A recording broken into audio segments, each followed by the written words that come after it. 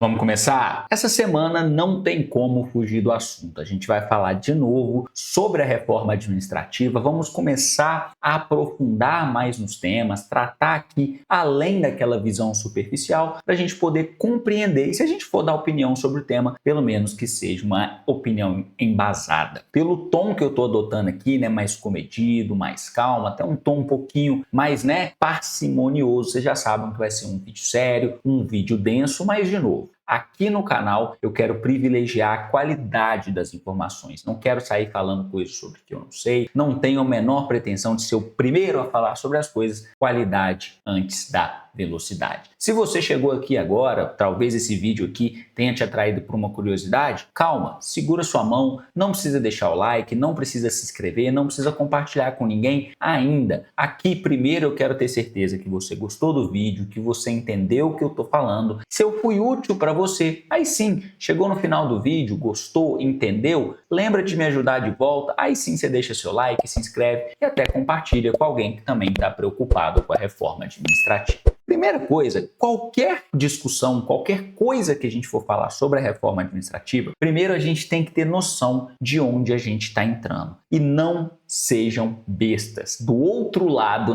de onde veio essa reforma, do lado dos nossos políticos, não tem nenhum besta, muito pelo contrário. Pode ver nomes aí de que desde que a minha infância eu vejo ali se perpetuando no poder, pessoas que não são nem um pouco bestas, sabem muito bem o que estão falando e fazendo, e muitas vezes defendem alguns interesses ocultos que eu, você, a grande maioria da população, somos peixe pequeno, não temos influência nem para compreender todo o jogo de poder que está por trás. Por que eu estou falando isso? Muitas pessoas falaram ali que, olha, como a pressão popular já fez retirar do texto da emenda aquela hipótese esdrúxula, que eu também não concordo, de contratação a termo, que aí poderia fazer uma contratação de estatutário de até 10 anos. Eu confesso que quando eu fui ver o texto, eles já tinham até tirado isso, mas eu não acredito que essa retirada foi por causa de pressão popular. Como eu disse, lá do outro lado, lá dos nossos congressistas, não tem nenhum besta. E quando o relator do grupo de trabalho, o deputado Pedro Paulo, falou diversas vezes, adiantou diversas vezes pontos que ele pretendia tratar na reforma, não se iludam, ele estava simplesmente medindo a temperatura, vendo qual seria a reação das pessoas, qual seria a reação popular. Não se esqueçam que ano que vem é ano eleitoral, então deputado nenhum, senador nenhum, congressista nenhum, nenhum político quer chegar no ano que vem estando numa situação ruim, com a população, com os eleitores dele, pensando coisas ruins sobre ele, que isso acaba diminuindo a quantidade de votos. Então, na verdade, eu acho ali que eles cometeram um erro. Eles queriam colocar essa hipótese de contratação, ela chegou a entrar numa das versões, só que quando eles testaram essa hipótese e viram que a reação foi muito ruim, eles tiraram e talvez se confundiram na hora de mandar. Mas tudo bem, às vezes eu estou errado, às vezes foi a pressão popular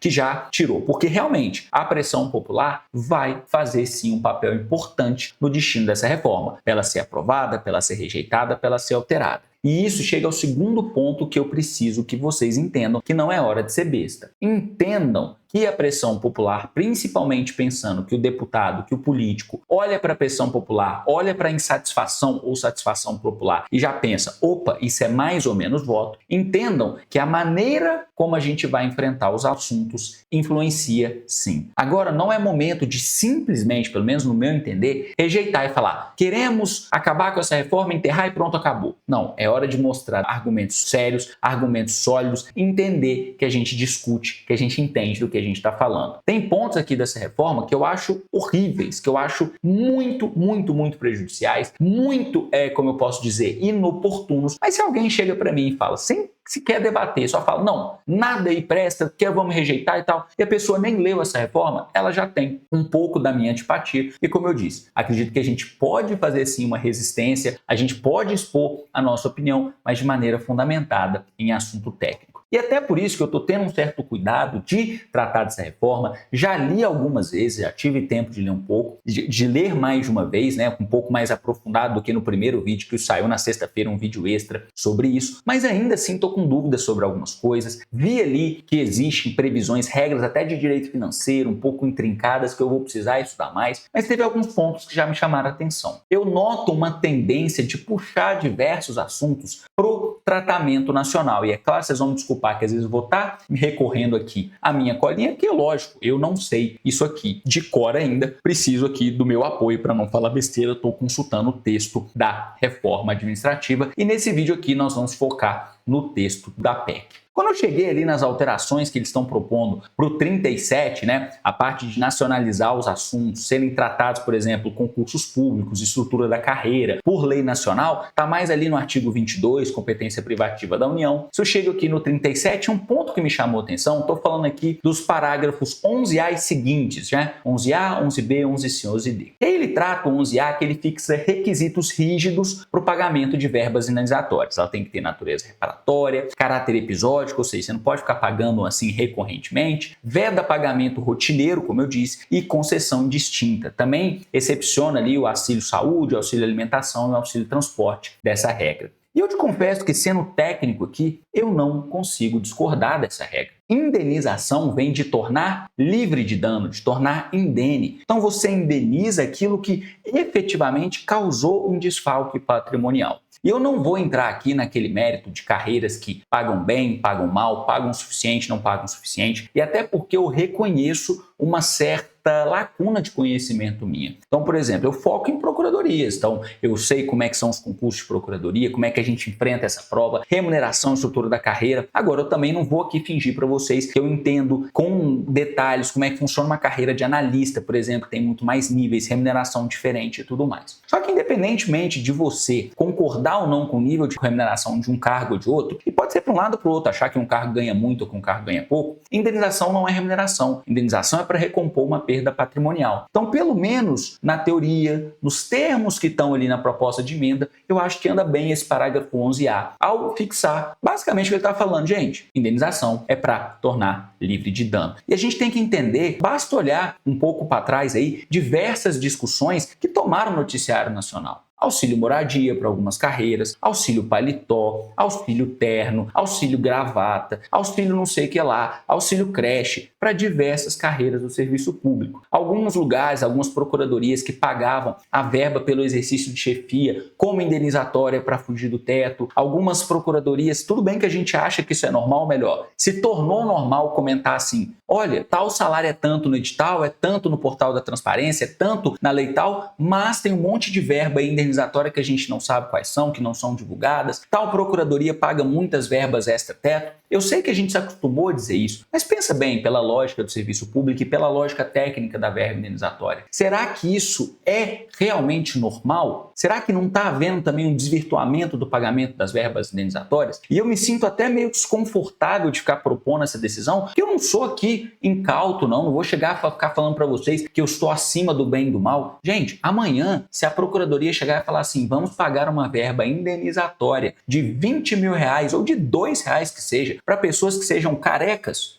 claro que é todo o meu interesse e eu vou querer receber. Não é porque eu sou um mercenário nem nada, é porque o dinheiro é importante para a gente ter uma qualidade de vida, ter uma tranquilidade. Então eu não falo o dinheiro não importa. Beleza, mas você paga aluguel, comida, escola dos filhos, é tudo com dinheiro. Mas eu também entendo quando a gente olha, principalmente numa lógica de quem está de fora, e aí eu não estou colocando os deputados e senadores como quem está de fora, colocando o pessoal da iniciativa privada mesmo, e de certa forma até os servidores públicos pagam impostos, estão puxando essa verba também, e que começa a questionar isso. E a gente sabe de diversos episódios dentro do serviço público em que as verbas indenizatórias foram, sim, desvirtuadas. É lógico que, por mais que eu esteja falando que esse parágrafo 11A tem andado bem no sentido técnico, eu também não vou deixar de criticar o 11B, o 11C, que eles falam, apesar de estar tratando de verba indenizatória, começar a propor um limite, né? O 11B fala que para quem recebe acima de 90% do teto ou 90% do teto do serviço público, os auxílios de alimentação, saúde e transporte são limitados a 10% e até cria um limite anual de dotação orçamentária de verbas indenizatórias, corrigindo pela inflação do ano anterior. Aí também eu vou usar o mesmo argumento técnico. Indenização não é para tornar livre de dano? Então, meu amigo, eu não quero saber se eu ganho 90, ou se eu ganho 80, ou se eu ganho 10% do teto, se tem um limite anual, não tem nada disso. Se eu estou sendo indenizado por um dano, não tem sentido esse dano ter um limite. Se a gente vai considerar que aquela verba tem que preencher os requisitos legais e ela vai efetivamente recompor o patrimônio, do ponto de vista técnico, não faz sentido ela ter um limite. O limite é justamente o dano que ela quer compensar, não é mesmo? Então não tem como, para mim, andou muito mal aqui aqui em fixar um limite geral, um limite abstrato, que não é vinculado ao próprio dano. E aí a gente vê assim, né, no 11D, ali nos outros incisos, até no parágrafo 6º, inciso 23, a linha E, que veda o aumento de remuneração ou parcelas indenizatórias com efeitos retroativos. Também a gente vê, não tem como negar que aqui acaba sendo uma certa reação à ocorrência de pagamentos que já aconteceram nesse sentido. E assim, cara, eu não tenho nenhum compromisso com mentira, com inverdades aqui, isso já aconteceu no serviço público, inclusive dentro da AGU. Quando aconteceu na AGU, teve até uma reação de dentro até da própria AGU, o próprio advogado-geral da União expedindo recomendações contra, o próprio TCU se manifestou e tal. E aí, cara, é aquela coisa, limita o pagamento de retroativos apenas às decisões transitadas e julgados. Aqui eu também acho que andou muito mal a reforma, porque você estimula a litigiosidade. Aí vamos partir aqui do pressuposto técnico. Foi configurado o dano, tem que ser indenizado. Se for indenizado, por que não pagar administrativamente? Vamos pagar administrativamente. Senão é a mesma coisa que você chegar para a pessoa e falar assim, olha, eu reconheço o dano, eu reconheço que eu tenho que te indenizar, mas eu não vou pagar não, me processa aí. Para que isso? Por mais que também analisando os casos concretos, como eu disse para você, diversas hipóteses que o pessoal acabou extrapolando os limites ali de uma verba indenizatória, eu consigo entender o porquê dessas regras aqui. Tem regras também de transparência total, tem regras aí de divulgação individualizada, que para mim são até laterais, considerando que a gente está tratando aqui da essência mesmo de verbas indenizatórias. Isso me faz pensar também, eu percebi dentro da reforma uma tendência a nacionalizar determinados temas. Por exemplo, o serviço público federal, ele é mais ou menos serviço público porque ele é federal? Ele tem características tão diferentes assim de um serviço público estadual, serviço público municipal? Aquilo que eu falei anteriormente, é realmente normal a gente comentar assim, poxa, na AGU não tem 60 dias de férias, são 30 dias, mas na carreira tal tem, na outra tem tanto, na outra paga 1/3 de férias, na outra paga 2/3, na outra paga 1 inteiro mesmo, né, que seria os 3/3 de férias. Será que justifica essa mudança mesmo? Ainda mais quando a gente está falando de serviço público, que muda a esfera, né? E até a gente está falando de dinheiro público. Então, nesse ponto, eu confesso que eu me sinto um pouco desconfortável de falar sobre também, porque eu não quero parecer aqui que eu estou atacando o privilégio de outras carreiras e não tenho nenhum problema em admitir que se eu tivesse 60 dias de férias, eu usufruiria dos benefícios dos 60 dias de férias, consideraria uma grande vantagem da minha carreira. Só que eu fico imaginando, é realmente justo a gente ter toda essa disparidade? E talvez, né, essa minha opinião seja um pouco enviesada, porque eu estou do lado de quem tem 30 dias de férias, mas aí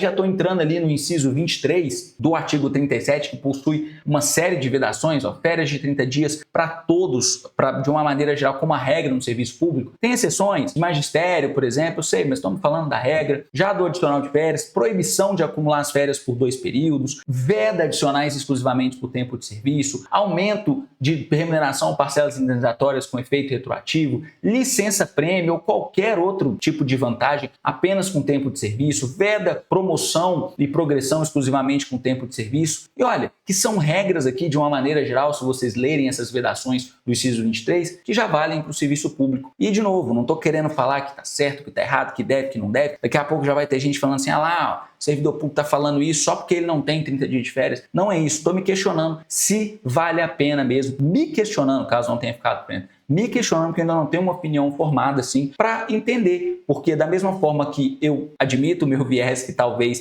não, estou sendo enviesado porque eu tenho 30 dias de férias, também questiono se faz sentido a gente ter tanta disparidade assim no serviço público. O que eu sou capaz aqui de criticar é essa vedação de progressão ou promoção exclusivamente por tempo de serviço. Eu te confesso que a primeira vez que eu vi, poxa, mas a pessoa pode ser promovida só pelo tempo que ela passou no cargo ali e tal, não sei o quê. Só que teve uma vez que alguém, eu realmente não lembro quem foi, a gente conversando sobre isso e tal, a pessoa me explicou assim, tem algumas empresas, até que na lógica privada, eles fazem até promoções por tempo de serviço, independentemente de produtividade, porque pensa o seguinte, qual que é o caminho normal geralmente? Um bom vendedor vira um gerente de loja, mas as habilidades que ele tem que ter como vendedor não são necessariamente as mesmas que ele tem que ter como um gerente. Então, às vezes, você pega um vendedor excelente, promove para gerente, ele não é um bom gerente. Quando você pega um bom, às vezes um mau vendedor, ele não não é muito bom vendendo, mas você promove ele a gerente, ele é um excelente gerente. De novo, é um pensamento muito raso, muito incipiente, estou falando sobre coisas que estão pela minha cabeça ainda, não estou falando, olha como esse exemplo resolve tudo, não. Estou propondo uma reflexão aqui, mas que me fez pensar. Eu sei que no serviço público, não necessariamente quando você é promovido, você muda de função. Às vezes você só ganha mais. Mas pensando nisso, principalmente, às vezes em algumas carreiras em que há, às vezes uma mudança, uma assunção maior de responsabilidade com essa promoção, a progressão, me fez pensar sobre esse exemplo. Como disse, esse vídeo aqui é para a gente refletir junto sobre. Mas, de novo, fico aqui me questionando se não faz mesmo sentido a gente meio que trazer em certos pontos do regime jurídico uma certa vinculação, ou melhor dizendo, uma certa uniformidade. E aí tem diversos pontos da PEC ainda que ainda ficam martelando na cabeça. Acabei de falar com vocês aqui como parece, pelo menos nos termos abstratos, que há uma preocupação para não deixar as verbas indenizatórias serem pagas à torto à direito, mas ao mesmo tempo o inciso 11A traz a ideia de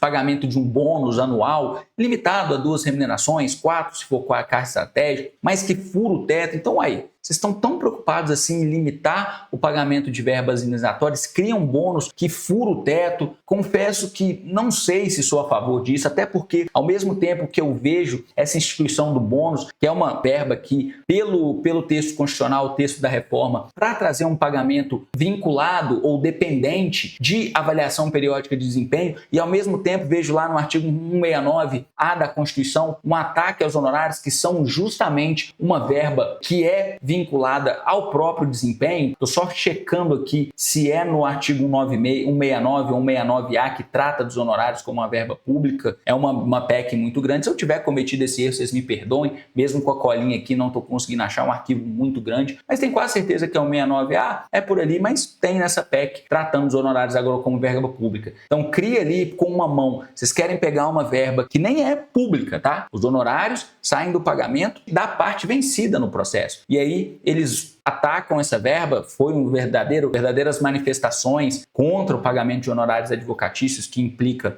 vai ter repercussões se passar do jeito que está em todas as carreiras de procuradoria, mas ao mesmo tempo cria um outro bônus. Então assim, estou até fazendo esse vídeo como uma forma que eu já tinha prometido a vocês que a gente trataria mais aqui sobre esse tema da reforma administrativa, mas te confesso também que estou ficando um pouco, como é que eu posso dizer? Estou ficando um pouco desconfortável de fazer esse vídeo, porque eu não gosto muito de ficar tratando dessas coisas que ainda estão se desenvolvendo, mas é aquela coisa, mais para pedir cautela mesmo para a gente tratar desse assunto, a forma como a gente vai encarar esses temas, eles vão ser determinantes para o destino da reforma administrativa. Teve até uma preocupação aqui no canal, de um inscrito que perguntou se os advogados públicos não estão se movimentando contra isso. Você pode ter certeza que sim, é um movimento muito mais direcionado pelas associações, mas está havendo movimentação sim. É muito hora também de fazer um trabalho político, não precisa necessariamente ser divulgado, ser exposto nas redes sociais, um trabalho junto aos parlamentares, mas é aquela coisa, também não quero falar aqui ser um poliana demais, não sei se vocês são familiarizados com essa expressão, porque sei também, porque mais que eu fale aqui é muito bonito, eu me senti quando eu estava lendo aqui essa PEC, falando, cara, tem muita coisa aqui muito bonita, olha só, traz os requisitos das verbas indenizatórias, por exemplo, mas eu sei que no final das contas também, esses textos muito abertos, muito bonitos, podem esconder verdadeiras armadilhas, depende da forma como vai ser aplicado. Por exemplo, está se falando muito sobre avaliação de desempenho dos servidores, algo que já é previsto até pela Constituição. Quem é que vai falar abertamente não? O servidor tem que ficar livre de qualquer tipo de controle, mas a gente sabe que às vezes pode ser muito complicado se isso for usado como uma forma de perseguição. Também tem muito esse espaço de como as letras bonitas, as palavras bonitas, às vezes não se refletem em ações tão bonitas assim. Ainda vamos ter uma série de vídeos, igual eu tô falando, isso aqui são reflexões iniciais, coisas que estão na minha cabeça. Desde que você seja respeitoso, pode deixar aqui seus comentários. Pô, João, viajou nisso aqui, falou besteira nisso aqui, nada a ver essa história de gerente, de lógica, historinha que você contou aí. Mas são coisas que estão na minha cabeça, é assim que meu processo de aprendizado funciona. Eu gosto de ler, conversar sobre, entender mais os assuntos. Quem sabe uma hora que eu trago vídeos mais conclusivos para vocês. Mas uma coisa eu posso dizer para vocês com certeza. Por mais que eu esteja cheio de dúvidas ainda quero aprender muito sobre a reforma administrativa, uma coisa que eu posso te dizer que está muito pronto, muito bonito, é o nosso curso regular para procuradorias lá, que a gente lançou em parceria com Treine Subjetivas. Eu sou coordenador, junto com a professora Yasmine, da parte dos cursos de procuradoria, e é o curso mais completo que a gente tem para te preparar para as provas de segunda fase de procuradoria. Essa aqui, ó, é a cara do portal do aluno do treineconcursos.com.br, que é a plataforma de cursos do Treine Subjetivas. Treinesubjetivas.com.br é a plataforma de questões. É tudo do mesmo treino, tudo do mesmo curso, mas aqui é só o veículo para você acessar os cursos. E é claro que eu já estou matriculado, olha aqui, ó. O Treine Subjetivas Procuradoria tem também a possibilidade de vocês adquirirem um módulo de correção. Olha só, já vou mostrar para vocês, ó, a apresentação do curso, os nossos livros digitais, estratégia de prova, vademecum de remissão e marcação e aulas. Por enquanto só tem o primeiro módulo disponível, mas nós temos 4 módulos aqui que já vão ser lançados, já estão prontos. Tá só em fase de edição, formatação, essas coisas todas. No primeiro módulo vocês aprendem, olha aqui, ó, começando do zero, como escrever, ou melhor dizendo, como se preparar, como escolher vademecum, fontes de estudos. No segundo módulo a gente trata sobre como escrever aí sim, de uma maneira que você potencializa seus pontos. Aí depois, módulos 3 e 4, a gente aprende mesmo a fazer peças e pareceres. Módulo 3 com as principais peças: contestação, apelação, agravo de instrumento, recurso especial, recurso extraordinário. Tem uma aula específica para ver o que muda quando a gente está no processo do trabalho, parecer. E aí depois, no módulo 4, a gente vai para quê? Para as peças mais incomuns, por exemplo, impugnação aos embargos de execução fiscal, tem também ação rescisória, tem também aula de reclamação que foi dada ao vivo, tudo para você ter a sua melhor preparação possível, beleza? Como eu estava falando com vocês, ó, se eu clicar aqui, eu vou ser direcionado por treinesubjetivas.com.br, que aí sim é a plataforma de questões aqui para vocês fazerem qualquer tipo de pesquisa. Olha só, advocacia pública, eu quero ver as contestações. Pronto, ó. E aí, se quiser, pode filtrar até por banco, ó. Aqui, vamos ver quantas vezes o CESP já cobrou uma contestação. 16 questões, cai pra caramba, olha só. Questões novíssimas aqui, sempre cadastradas, beleza? Como sempre, eu agradeço a atenção de todos vocês e até o próximo vídeo.